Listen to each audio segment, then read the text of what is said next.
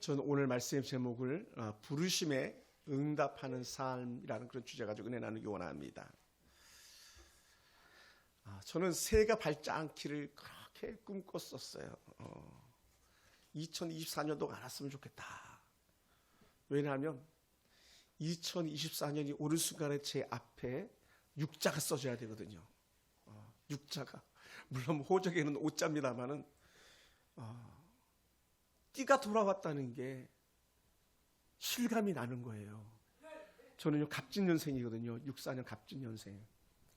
물론 내년에는 청룡의 띠라 그러지만 띠는 너무 좋은데 용띠라 물론 불신자들은 용 나쁜 걸로 좋은 걸로 여기고 그리스도인도 나쁜 걸로 여기겠지만 상대적으로는 아주 용꾼 꽃다는 좋은 의미 아닙니까? 그런데 그게 돌아오는데 썩 반갑지가 않았어요. 저희 형님 환갑날 식사 이렇게 할 때도 썩 반갑지 않았거든요. 아니 우리 형이 벌써 그런 연세를 드셨다고 그렇게 잘 이렇게 받아들여지지 않았었어요. 그런데 우리가 당긴다고 새해가 빨리 오고 우리가 밀친다고 더디 오는 게 아니더라고요. 아마 우리 어르신들은 훨씬 더 저보다 더 크게 느끼지 않을까 생각됩니다. 한 해가 지나가면서 또 저물어감에 따라 우리는 지나온 시간들이 이렇게 뒤돌아보게 될 겁니다. 근데 돌아보면 모든 것이 정말 감사와 감격뿐이었음을 고백합니다. 정말 은혜였습니다. 정말 주님 주신 놀라운 은혜였어요. 제가 우리 김순일 권사님, 김종수 사님 다시 볼 줄을 어찌 알 수 있었겠어요. 너무 감사하고. 조계수 성도님 나랑 약속하고 1년 만에 그 약속을 지키면서 달려올 줄 누가 알았겠어요. 전적인 은혜죠. 모든 것이 은혜예요. 또 우리 희은이가 저렇게 멋진 형제를 만나가지고 우리 교회를 빈자를 채울 줄 누가 꿈이라도 꿨겠습니까? 다 은혜예요. 옆에 있는 사람 인사할까요? 당신 때문에 자리가 빛납니다. 할렐루야. 늘 권순희 집사님이 엄마 자랑을 나에게 많이 했는데 문제가 생길 때도 엄마랑 상담하고 이것저것 얘기를 했는데 그 멋진 권순희 집사 엄마가 우리의 예배자가 될 줄 누가 생각했겠습니까? 양복순 집사 오셔서 예배자가 되고 정말 모든 것이 은혜일 뿐입니다. 더 어떤 사람들은 궤도를 이탈해서 하나님의 은혜 밖에 살고 싶었던 그런 헛된 욕망들도 있었던 사람들이 있을 터인데 그럼에도 불구하고 그런 헛된 마음을 절제하면서 주의 전에서 믿음의 자리를 지켰다는 것 그 자체가 놀라운 은혜임을 믿습니다. 그리고 오늘 이 에베소는요 사도 바울이 쓴 에베소 교회에 보내는 편지인데 이 에베소 교회 성도들에게 사도 바울이 원하는 한마디가 있다면 우리는 모두 죄와 허물로 죽었던 사람들이야 이렇게 얘기해요. 여러분 죄는요 반드시 사망 죽음을 가지고 오는 거거든요. 우리의 허물은 반드시 사형선고라는 그런 판결을 받을 수밖에 없는 그런 자들이었거든요. 그래서 에베소서 2장 1절에 그는 허물과 죄로 죽었던 너희를 살리셨도다. 아니 우리가 죽어야 될 자를 우리 예수님께서 살리셨다는 거예요. 그러니 우리 삶의 모든 흔적을 뒤돌아보면요 저도 그렇고 아마 여러분은 어떤지 모르겠습니다만은 얼마나 많은 허울들 얼마나 많은 부족함들이 있는지 모릅니다. 허물들이 많아요. 그래서 은혜 없이는 우리는 단 1분 1초도 제대로 견디지 못하는 그런 사람들이라고 말할 수 있을 것 같습니다. 사랑하는 성도 여러분, 오늘 우리는 허물과 죄로 죽을 수밖에 없었던 우리들일 때 전적인 우리 주님의 은혜로 우리는 구원받은 하나님의 자녀가 된 줄 믿습니다. 할렐루야. 그래서 사도 바울은 그 구원받은 하나님 거룩한 백성들을 생각하면 막 가슴이 쿵쿵쿵 뛰는 거예요. 왜? 너무 좋아가지고. 또 이 사도 바울이 에베소 교회 성도들만 생각하면 또 막 가슴이 뛰는 거예요. 왜? 또 때로는 걱정이 돼가지고. 막 좋아서 뛰면 얼마나 좋겠습니까? 때로는요 걱정이 돼서 뛸 때도 있거든요. 그래서 사도 바울이 그렇게 에베소 교회 성도를 생각하다 보니까 어떻게 돼요? 기도하게 되더라는 거예요. 할렐루야. 그러니까 막 너무 좋으면요, 뭐 해요? 그를 위해서 기도해 주는 거예요. 기도. 그래서 사도 바울이 무릎을 꿇고 그가 기도한다 그랬는데 3장 15절 이하에 나오는 말씀입니다만은 어떤 기도를 했냐? 하나님, 에베소 교회 성도들이 주님을 더 잘 알기 원합니다라는 거예요. 할렐루야. 이게 바울도 그랬고 저도 그런 것 같아요. 저도 여러분들이 예수님을 더 잘 알았으면 좋겠어요. 우리 지한 형제가 예수님을 더 잘 알았으면 좋겠어요. 막 사판지도 작전지도만 잘 보는 게 아니라 막 예수님도 더 잘 볼 수 있는 그런 믿음이 생겨나기 원합니다.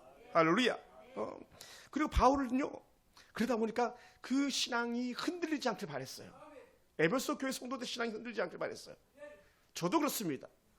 여러분의 신앙이 흔들리지 않길 원합니다. 터가 굳어지고 뿌리가 깊이 내려가지고 흔들리지 않는 견고한 믿음의 사람들이 되기 원합니다. 할렐루야. 또한 특별히 하나님은요, 이런 사도 바울의 기도처럼 그 교회가 든든히 서가고 은혜 가운데 자랐음을 믿습니다. 하나님은요, 그러다 보니까 기도하는 사람들 통해서 역사하시고 기도하는 사람들 통해서 열매 맺게 하시는 그런 분인 줄 믿습니다. 사랑하는 성도 여러분, 예수님 우리를 위해서 기도하셨어요. 만약에 예수님께서 기도하지 않으셨다면 똑같은 우리의 인간의 몸을 입고 이 땅에 오셨던 분이기 때문에 주의 뜻을 이루기보다 육신의 안위를 도모했었을 거예요. 좀 더 내 몸이 편안하게, 좀 더 내가 쉬게 이렇게 했어요. 그런데 예수님께서 그 십자가라는 큰 고난 앞에 두고 그가 땀방울이 핏방울이 되도록, 뭐 일반적 의료인들이 얘기한다 보면 막 모세의 혈관이 다 터질 정도로 그렇게 기도를 하셨대잖아요. 그러니까 예수님께서도 그렇게 십자가 달려 죽기 전에 기도하셨기 때문에 그 길을 한 걸음 한 걸음 내디딜 수 있었던 거예요. 예수님의 죽음과 예수님의 생명을 우리와 바꾼 거죠. 무엇을 통해서? 그의 아름다운 십자가의 죽으심을 통해서. 그러면 사는 손 여러분, 우리가 어떻게 살아야 되는지를 우리 더 분명하게 깨닫는 지혜가 우리 가운데 있기 원합니다. 할렐루야. 그것을 사도 바울은 에베소서 4장 1절부터 10절까지 이렇게 표현했어요. 하나님의 부르심에 합당한 삶을 살아야 한다라는 거예요. 할렐루야. 한번 따라해 보시다. 합당한 삶을 삽시다. 어떤 합당한? 부르심에 합당한 삶. 하나님 앞에 부름받은 사람은요, 하나님께서 부르신 대로 살아야 되는데 그러다 보니까 몇 가지 이렇게 등장합니다. 첫 번째는 뭐라고 표현했냐면 철저하게 겸손을 따라 살아야 한다고 말했어요. 그 겸손이 남을 존중하고 자신을 내려놓는 거거든요. 근데 우리는 본성이 죄인들이라 나는 높여놓고 남들은 내려놓기 쉽거든요. 근데 우리 그렇게 살아서는 안 된다는 거예요. 가정에서도 우리는 아내를 높이고 또 때로는 가정에서 남편을 높이고 나는 낮아졌다 생각하면 그 가정 화평할 수 있는 것이죠. 우리는 철저하게 겸손으로 허리띠를 뜨는 거예요. 그러니까 예수님께서 십자가에 달려 죽으시군요. 가장 겸손이었어요. 왜냐하면 그분은 죄가 없는 분임에도 불구하고 죄인인 것처럼 우리 죄를 뒤집어 쓰시고 십자가 달려 죽으신 거잖아요. 그만한 겸손이 어디 있겠습니까? 사랑하는 성도 여러분, 사단은요 우리에게 자꾸 교만을 채워다 주는 거예요. 교만을. 그러면 어떻게 돼요? 우리 주님은 교만을 자꾸 쓰러내게 하시는 거예요. 쓰내라. 어떻게 겸손해라. 교만을 비워라. 계속 말씀하시는 거예요. 오늘 저와 여러분 가운데 철저한 겸손이 우리 삶 속에 드러나길 주로 축원합니다. 할렐루야. 제가 처음에 우리 서울풍산교회 왔을 때에 막 한 해 84명인가 등록을 이렇게 했었잖아요. 첫해 2016년에. 그러니 뭐 노예 가가지고 뭐 제가 얼마나 기가 살았었는지 몰라요. 목사님들은 막 그래. 신목사 교회는 어떻게 그렇게 잘했어? 신목사 교회는 어떻게 그렇게 잘했어? 막 이렇게 막 그랬었어요. 2017년 2018년 우리 임직자들도 막 그렇게 세울 수 있었던 것은 교회가 막 자랐었잖아요. 근데 알고 봤더니 다 거품이에요. 하나님께서 나를 꼬꾸라뜨리시는 거예요. 낮아지게 하시는 거예요. 철저하게. 그래서 지금은 아이고 오늘 은혜로 삽니다. 김 목사님 은혜로 삽니다. 신 목사 이렇게 할 때 아니 은혜뿐입니다. 이렇게 고백해요. 은혜 아니면 우리 권사님이 어떻게 중국에서 여기 나오셨겠어요? 우리 조성돈이 무슨 수로 만났겠어요? 우리 예쁜 손녀딸 내가 무슨 수로 만났겠어? 다 은혜뿐이에요. 내가 한 건 아무것도 없는 거죠. 가정 마찬가지 아닙니까? 여러분 아무리 아내가 지혜로워도 남편이 엉망이면 가정이 세워질 수 없고요. 아무리 남편이 잘나도 부인이 엉망이면 가정이 세워질 수 없는 거예요. 그래 좋은 아내 주셔서 감사, 좋은 남편 주셔서 감사.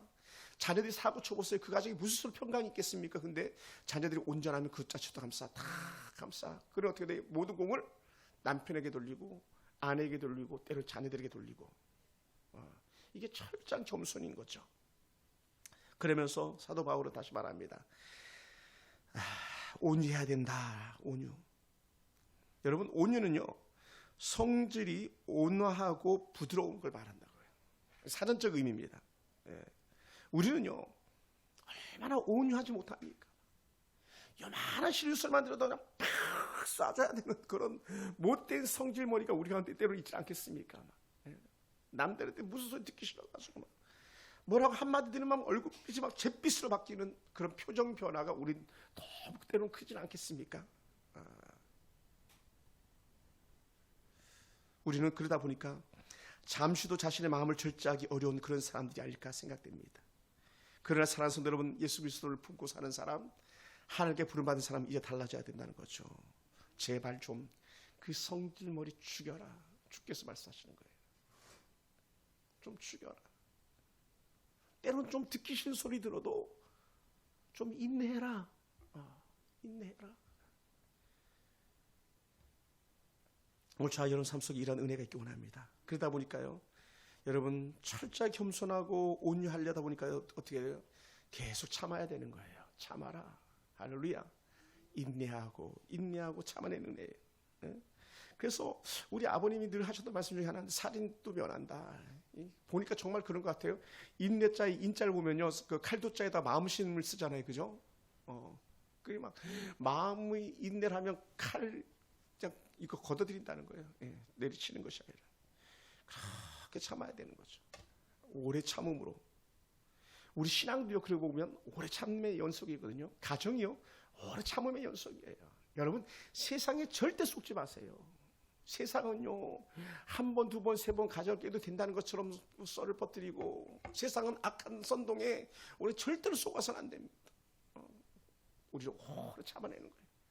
때로는 남편이 마음에 안 들어도, 아내가 마음에 안 들어도, 자식놈들이 마음에 안 들어도 우리는 인내하면서 끝까지 보듬어 주는 것이 하나님의 자녀된 영적 본분인 줄 믿습니다. 할렐루야. 그럼 오래 참아야 됩니다. 그리고는 네 번째, 용납해야 합니다. 받아준다라고. 용납.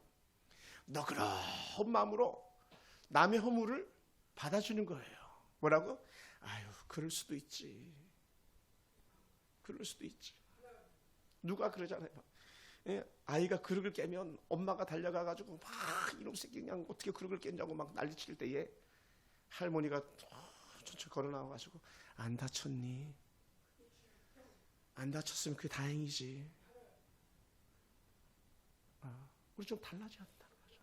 여러분, 때로는요, 뭐 잘못해서 돈 좀 날릴 수도 있고요, 때로는 잘못해서 어떤 것의 결과가 나쁠 수도 있어요. 그때 우리는요, 어떻게 돼요? 그대로 받아줄 수 있다면, 허물을 받아줄 수 있다면 그것이 정말 진정한 행복이 아닐까요? 그 용납한다는 것은요, 상대를 향하여 언제든지 너그러운 실수를 받아주는 그런 마음인데, 여러분들이 저를 그렇게 용납해 주셨기 때문에 제가 이 자리에 있는 것이지, 여러분 용납해 주지 않았다면 제가 무슨 수를 여기 있겠습니까? 얼마나 제가 허물도 많고 부족함이 많습니까? 때론 주보에 철자 하나 틀리면 제가 막 얼굴이 빨개가지고 어쩔 줄 모를 때에 어떤 사람이 와가지고 목사가 주보 틀렸네요 막 이렇게 했다고 생각해 보세요. 그러면요, 저는 정말 지구봉 찾아야 되는데도 불구하고 못 본 척 넘어가 주시면서 그렇게 이해해 주셨던 여러분들이 계셨기 때문에 제가 오늘까지 잘 견딜 수 있었던 것 같습니다. 사랑하는 성도 여러분, 실수했다 물리치지 않고 그 연약함을 품어주는 사람이 오늘 우리 서울 풍성교회 모든 성도인 줄 믿습니다. 할렐루야. 여러분, 주님은요, 자신을 무려 3번이나 배신 때렸던 베드로도 물리치지 않았잖아요. 품어주셨잖아요. 예수님께서 가룟 유다를 책망한 거 보셨습니까? 자신을 팔 가룟 유다를 책망하지 않으셨습니다. 아무도 책망 안 하셨어요. 마가 요한 같은 경우는요, 발가벗고 도망갔던 그런 사람이에요. 그럼 예수님께서 나타나셔가지고 마가 요한도 어떻게 나를 걷다가 모른다 배신하면서 발가벗고 도망간, 이렇게 할 만큼 책망해야 되는데 그렇게 하지 않았다는 거예요. 예수님은 그 제자들의 연약함, 그 주변 사람들의 연약함 그대로 다 자신이 흡수한 거예요. 뭐라고요? 하나님, 저들이 지금 무슨 짓을 하는지 모르는데 저들의 죄를 사해 주시옵소서, 용서해 주시옵소서 하면서 그 십자가에서 그 큰 고통 중에도 그걸 다 품어주셨잖아요. 그게 용납함이었었거든요. 오늘 저와 여러분 삶 속에서 이런 아름다운 은혜의 용납이 있게 되길 주님을 축원합니다. 그러다 보니까 우리에게 찾아온 은혜가 뭐냐면 평안이에요. 평안, 샬롬. 평안의 매는 줄로 성령이 하나 되게 하실 것을 힘써 지켜라. 성령께서 우리에게 주시는 은혜를 지켜내라는 거예요. 너에게 겸손하고 싶으냐, 오래 참고 싶으냐, 또 용납하고 그렇게 정말 하나 된 삶을 살고 싶으냐, 그렇다면 성령이 너희 안에 계신 것을 힘써 지켜내라는 거예요. 다른 말로 하면 성령이 우리에게 깨닫게 하는 것을 그대로 일일이 지켜내는 은혜가 우리 가운데 있게 되길 주님을 축원합니다. 할렐루야. 그러면 사랑하는 성도 여러분, 성령 안에서 겸손, 성령 안에서 온유, 성령 안에서 오래 참음, 성령 안에서 용납할 수 있는 그런 사람들이 오늘 저와 여러분인 거예요. 할렐루야. 여러분, 그러다 보니까 우리가 하나 되어야 될 분명한 이유가 또 다시 있습니다. 이 에베소서 4장 4절부터 6절까지 쭉 보면 하나님의 성령에 대해서 말씀하시고 성부 하나님에 대해서 말씀하시면서 이렇게 말합니다. 하나님의 세 분이시면서도 한 분을 일하셨다. 몸도 하나여 성령도 한 분이시니 이와 같이 너희가 부르심의 한 소망 안에서 부르심을 받았느니라 하면서 성부 하나님과 성령 하나님과 성자 예수님이 한 마음 한 뜻을 일하셨다는 거예요. 연합되어서 한 가지 일을 이뤘다는 것인데, 그 성부 하나님과 성자 예수님과 성령 하나님께서 연합해서 뭘 했냐? 오늘 우리를 구원하신 거예요. 아멘. 우리를 구원하셨습니다. 그러다 보니까요, 제가 한자를 그저께 며칠 전에 기도원에서 어떤 목사님 강의하는데 갑자기 이 자를 확 강의를 하시더라고요. 한번 볼까요? 네.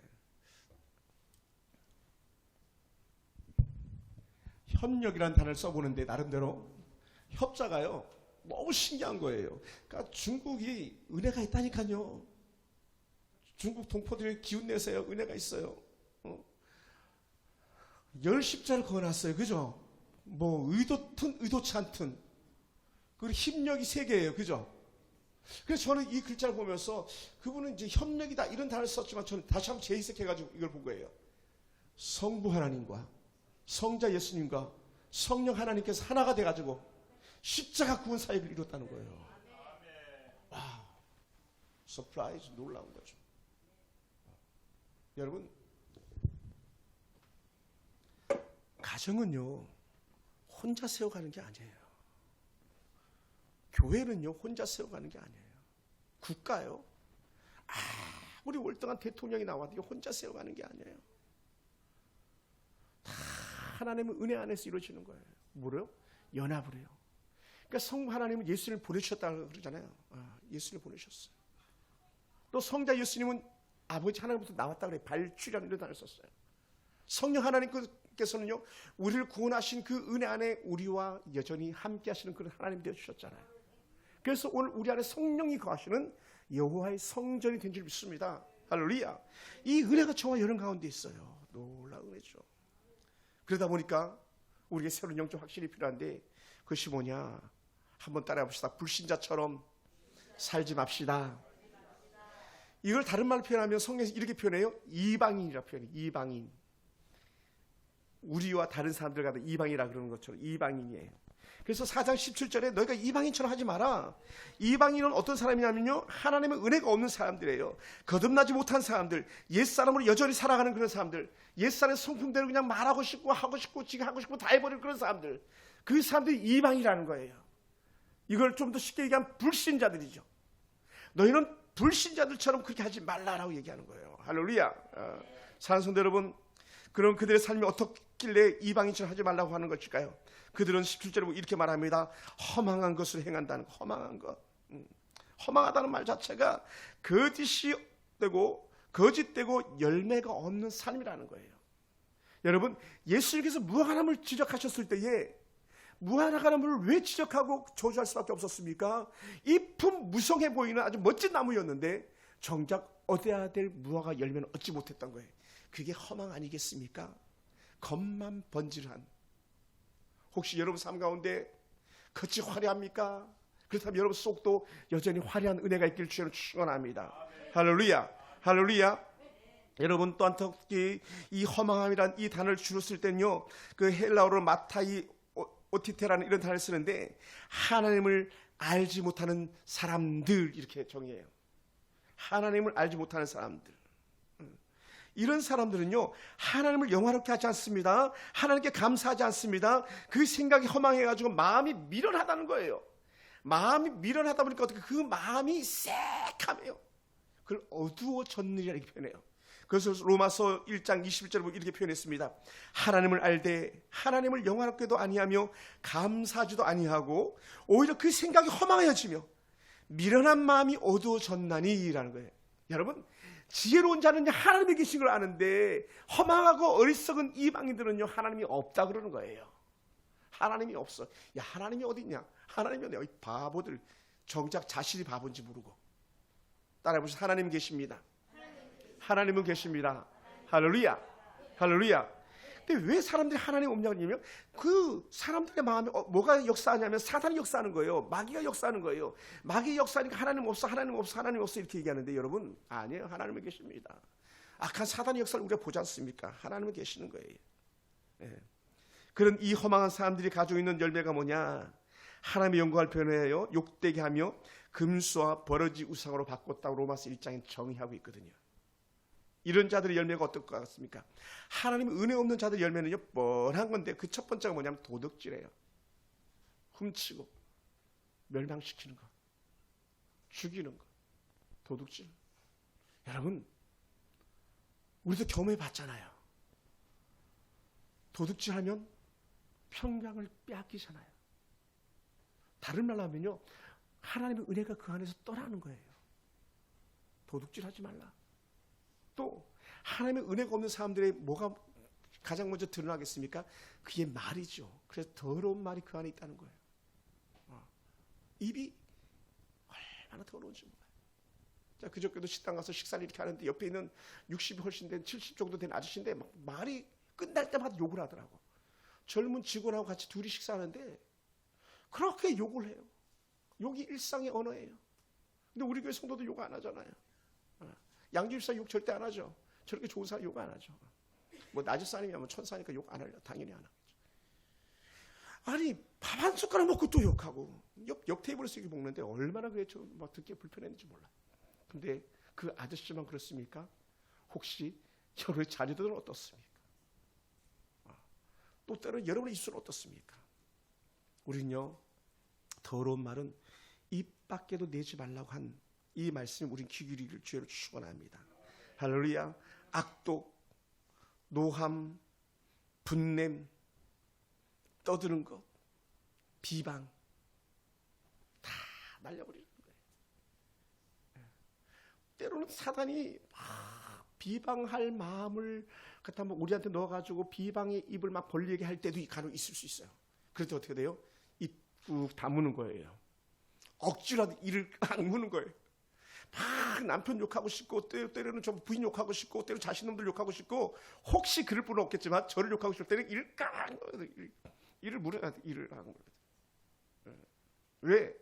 그런 말이 나와가지고요 절대로 영적인 유익이 없는 거예요. 개인적 유익이 없는 거예요. 공동체적 유익이 없는 거예요. 근데 에베소 교회는 그렇지 않다는 거예요. 아니 믿음으로 사는 분들이 교회 물건을 도둑질하고 믿음으로 사는 사람들이 성도들끼리 따서 떠들고 더러운 일을 행하고 악하고 틈만 나면 막 싸우고. 그래 사도 바울이 얘야 그거는 이방인들이 하는 거야. 너희들이 하는 거 아니야. 이제 너희 끝내야지. 이제 그렇게 살아서는 안 돼. 이렇게 말하는 거예요. 할렐루야.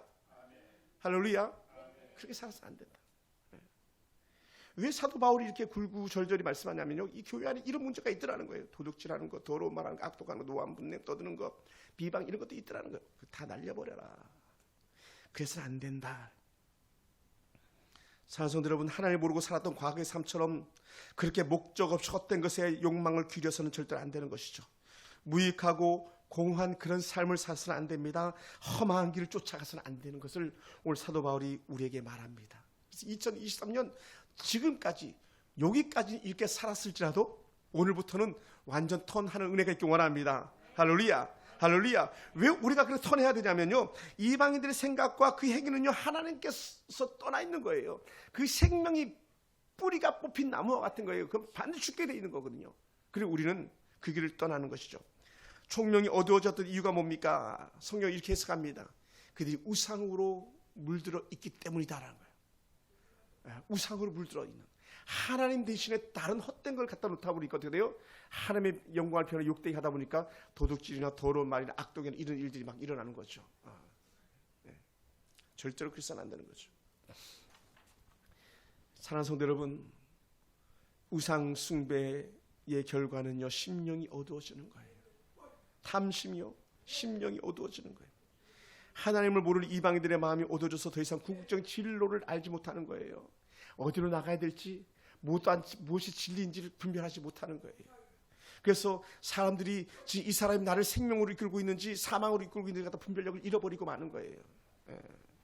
그래서는 안 되는 거죠. 그걸 가지고 사도 바울은 로마서 1장 22절 이렇게 표현했어요. 무지하다. 그들 가운데 있는 무지함과 그들의 마음이 굳어짐으로 말미암아 하나님의 생명에서 떠나 있도다. 이게 불신앙으로 사는 사람들이죠. 우상숭배하는 삶, 탐심에 젖어 있는 사람들이요. 탐심에 젖어 있는 사람. 이런 자들의 마음은요, 돌같이 굳어져 있습니다. 심령이 부드러워야 되는데 그 마음이 완고합니다. 그러다 이렇게 표현합니다. 완악합니다. 그 완악했던 사람들이 누굽니까? 우리가 잘 아는 사울 같은 사람은 마음이 완악한 사람이었어요. 다윗은요, 똑같았어요. 다윗도 하나님 앞에서 범죄했을 때는 그 마음이 얼마나 완악했는지 몰라요. 그러니 한 여인 때문에 그 남편까지 죽여버리는 그런 악한 일들을 행하지 않습니까? 그때 나단 선지자 지적해 줄 때 그때서야 영적으로 눈이 열려가지고 아이고 그게 죄였구나 통회하고 자복하고 얘기하는 그런 모습이었던 것이죠. 사랑하는 성도 여러분, 오늘 여러분 심령에도 은혜가 들어가고 여러분을 굳어졌던 마음이 녹아지는 은혜가 있기 원합니다. 할렐루야. 하나님을 떠났던 그 삶이 주께로 다시 돌아오는 은혜 삶이 되길 주님으로 축원합니다. 아멘. 그래서 하나님의 생명에서 떠나면요, 곧 하나님으로부터 소외를 의미하는 것인데 곧 그것은 죽음이었던 거죠. 사망이라고 진단을 해내는 거예요. 왜 이렇게 무지하고 사람들의 마음이 굳어 있는가? 하나님과 멀어졌기 때문이라고 해요. 반대로 오늘 저와 여러분 삶은 전혀 새로운 삶인 줄 믿습니다. 할렐루야. 어떻게 해요? 한번 우리 성경 말씀 한번 볼까요? 이사야 58장 11절. 제가 한번 읽어볼게요. 여호와가 너를 항상 인도하여 메마른 곳에서도 내 영혼을 만족하게 하며, 메마른 곳에서도 내 영혼을 만족하게 한다. 누가? 여호와께서. 또 내 뼈를 견고하게 하리니 너는 물된 동산 같겠고 물이 끓지 않는 샘 같을 것이라는 거예요. 할렐루야. 누가? 여러분이에요. 여러분, 하나님과 함께한 저와 여러분이 물된 동산과 같은 그런 은혜가 있기 원합니다. 할렐루야. 노란 은혜 복이 여러분 있기 원합니다. 여러분의 자녀들이 그런 축복 있기 원합니다. 물이 끓지 않는 샘 같은 축복 여러분 있기 원합니다. 여러분을 섬기는 기업이 이런 은혜가 넘쳐나기를 원합니다. 할렐루야. 그래서 우리 교회가 물된 동산과 같은 교회가 되기 원하고, 여러분의 가정이 물된 동산과 같은 그런 가정 되기 원하고, 여러분의 기업이 물된 동산 같은 그런 기업 되어가지고, 성경이 약 2번 정도 반복되는 은혜의 말씀들이 있는데 12달 12번 실과가 맺히는, 그리고 그 잎사귀조차도 약재로 쓰는, 다른 말로 하면요, 버릴 것이 하나도 없는 거예요. 버릴 것이 없어요. 버릴 것. 어떤 사람? 여러분에게, 또 저희에게, 우리 교회와 민족교회 가운데 이런 은혜가 있기 원합니다. 할렐루야. 사랑하는 성도 여러분, 죽어있는 자에게는 생명기에 깨닫지 못합니다. 오늘 우리는 그리스도 안에서 산 자인 줄 믿습니다. 영적으로 우리 가운데 있는 생명 가지고 다시 우리는 승리해 나갈 줄로 믿습니다. 그래서 우리는요, 이방인처럼 살아서는 안 되는 거예요. 그래서 우리 불신자처럼 살아서는 안 되는 거예요. 왜냐하면 이방인처럼 불신자처럼 살면요, 하나님께서 기껏 물 잘 담글 수 있는 그런 웅덩이 주셨고 자루 주셨는데 그냥 자루가 빵꾸 내는 것처럼 그렇게 되고 마는 거거든요. 자기 인생을 자기가 깨뜨려 버리는 그런 어리석은 자가 어디 있겠습니까? 절대로 그럴 수 없는 거거든요. 그리고 이방인의 삶은요, 불신앙이라고 4장 19절에서 표현했어요. 그들의 삶이 방탕하다라고. 이 방탕을 좀 더 면밀하게 이렇게 해석해 보면, 우리 뭐 방탕이라는 단어를 잘 안 쓰니까 그런데 원어적 해석을 찾아보면 이렇게 말해요. 음란하다, 무절제하다라는 거예요. 무절제하다, 절제를 잃어버린 거예요. 자제를 잃어버리는 거예요. 그러니까는 그 하나님 앞에서 멋지게 쓰임받던 다윗이 자제를 잃어버리니까 남의 부인을 취하죠. 남의 부인을 취했는데 남편이 돌아오니까 저놈 어떻게 죽여버리지 하면서 고민하다가 결국은 죽여버리고 마는 무절제함, 무자비함이 드러나는 거예요. 여러분, 죄는요, 무자비한 거예요. 죄는 무자비한 거예요. 하마스, 지금 이스라엘과 전쟁하고 있는 그 하마스의 군대는요, 무자비한 놈들이에요. 생각해 보세요. 우리 어린 아들, 딸들이 그 춤추고 노는 자리에 무차별 총격을 가하는 이놈들 갖다 누가 좋은 이라고 말하겠습니까? 러시아 푸틴 같은 사람은 무자비한 자예요. 그 러시아 정교회가 타락하다 보니까 그 푸틴을 지지하는 거죠. 절대로 있어서는 안 되는 거예요. 절대로 있어서는 안 돼요. 우리 깨닫는 은혜가 있기 원합니다. 우리는요, 절제해야 됩니다. 절제 삶이 있어야 됩니다. 하는 은혜 삶이 있어야 됩니다. 여러분, 우리가 만약에 내 살을 꼬집으면 내 살이 아파야 되는 거예요. 만약에 꼬집어도 아프지 않다면 통증이 무통증이잖아요. 통증이 없는 사람은 죽어 있는 거잖아요. 죽어 있는 거예요. 때려도 아픔을 느끼지 못하는 사람은 이미 죽은 사람이죠. 여러분, 오늘 하나님 은혜 말씀이 들어가는데도 불구하고 깨닫지 못하고 여전히 또다시 그 길 가고 또다시 그 길 가고 또다시 완악해지고 강팍해진다면 혹시 너 죽지 않았냐? 뺨 쳐봐야 돼. 뺨 쳐봐야 돼. 죽었나 살았나 막. 그래서 정말 살아있는 그리스도인지 아니면 죽은 자인지를 우리 봐야 되는 거예요. 이런 삶은요, 자신의 몸을 사단에게 내어 맡기는 거예요. 그러다 보니까 사단이 자기 마음대로 조종하는 거죠. 사단이 그 안에 들어가니까 다윗이 하고 싶은 대로 하잖아요. 우리아가 전쟁터에서 돌아왔을 때 얘야, 너희 그 부인에게 들어가서 같이 자라 했더니 우리아는 같이 앉았잖아요. 같이 앉았어요. 나라를 생각했거든요. 자기 부하들 생각했거든요. 그리고 어떻게 돼요? 1차 계획 실패. 장구들을 불러가지고 야, 우리아 좀 최전방으로 보내가지고 그가 죽게 해라. 결국 죽여버리고 말잖아요. 그리고 우리아가 죽었다는 소식 들었을 때 뭐라고 말합니까? 사람은 누구나 한 번쯤은 다 죽게 돼 있는 거야. 죽을 수도 있지, 전쟁터인데. 그러면서 자기가 한 짓을 갖다가 그렇게 변명을 합니다. 왜 그래요? 무자비, 무절제, 완악, 강팍이 그 안에 있어서 그런 거예요. 우리 여기서 돌이켜야 되는 것이죠. 할렐루야, 할렐루야. 여러분, 사단이 그렇게 농락할 때 그렇게 거기서 끝나냐? 그렇지 않아요. 왜냐하면 하나님은 다윗을 사랑하시는 하나님이거든요. 오늘 하나님 저와 여러분을 사랑하시는 하나님이거든요. 그러니까 여러분을 버려두지 않습니다. 전에는 여러분이 그런 삶을 살았을지라도 하나님은 여전히 No, 돌아와라, 리턴, 돌아와라, 얘기하는 거예요.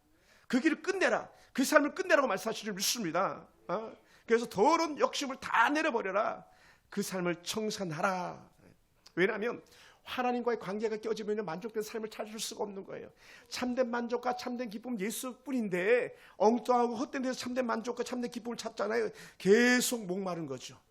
가장 쉬운 게 그런 많이 말하지 않습니까? 목마르다고 바다에서 바닷물 퍼마십니까? 그건 자멸하는 거죠. 죽을 다 좋아하는 거죠. 여러분, 아무리 세상 연락, 세상 쾌락이 좋아도 우리는 스톱! 이제는 끝! 이렇게 말할 수 있어야 돼요. 아멘. 따라해봅시다. 죄는 오늘부로 끝이다. 할렐루야, 할렐루야. 끝이야, 끝.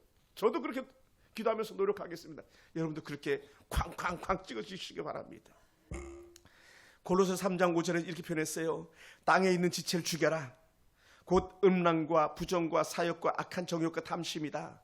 탐심은 우상숭배다. 여러분, 꼭 뭐 비나이다 이게만 우상이 아니라는 거예요. 우리 안에 헛된 마음이 들어오면 그 자체가 우상이 되는 거예요. 또 때로 자신놈이 뭐 신적으로 여겨질 경우도 있을 수 있어요. 너무 잘 나가면 다 아니라는 거예요. 우리 안에는 내 구주 예수를 더욱 사랑, 이거밖에 없는 거예요. 내 구주 예수를 더욱 사랑, 다만 내 비는 말 내 구주 예수를 더욱 사랑. 할렐루야.